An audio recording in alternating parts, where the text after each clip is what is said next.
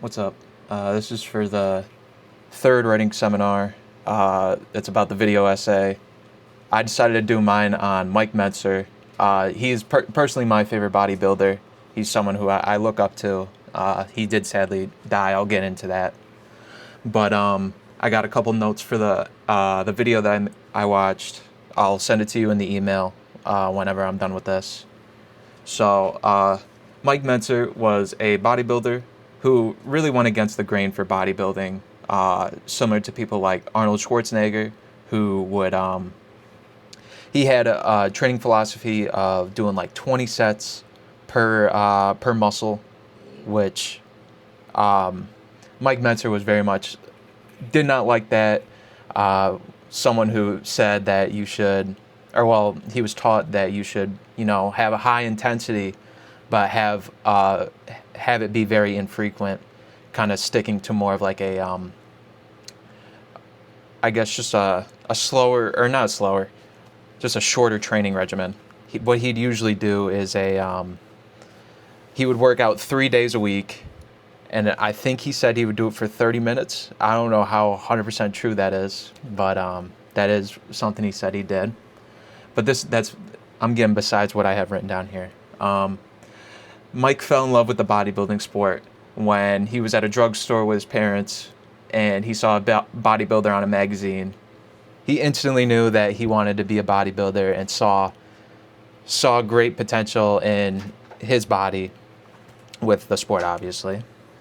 He eventually got to the point where he would compete in the 1980 Mr. Olympia, which was very controversial, as I believe he placed fifth place behind a bunch of people, but the most controversial of them all was Arnold Schwarzenegger, who was very much his triceps, there was a lot of parts of him that were lacking that most people would say Mike Mentzer beat him in, and some even say that he beat him in the stuff where Arnold was actually, similar to how he was beforehand. After that really controversial loss, I actually do have a quote here from the video. After the loss, Mike Mentzer said, "Well, my immediate gut level reaction was paradoxical as it may sound, was laughter. I just started laughing. It was ludicrous to me. It was so obviously an incorrect decision that my first response was just to laugh, of course. As the dust settled and I thought about it, anger set in. I felt cheated." That I thought that was a very very important quote, as it kind of shows it shows how much he really prepared. I didn't go over this, but he started dieting and doing like the actual like in-season stuff that most bodybuilders would do, like 12 weeks out to the actual competition. He was doing that in February, when it usually happens in like October, November.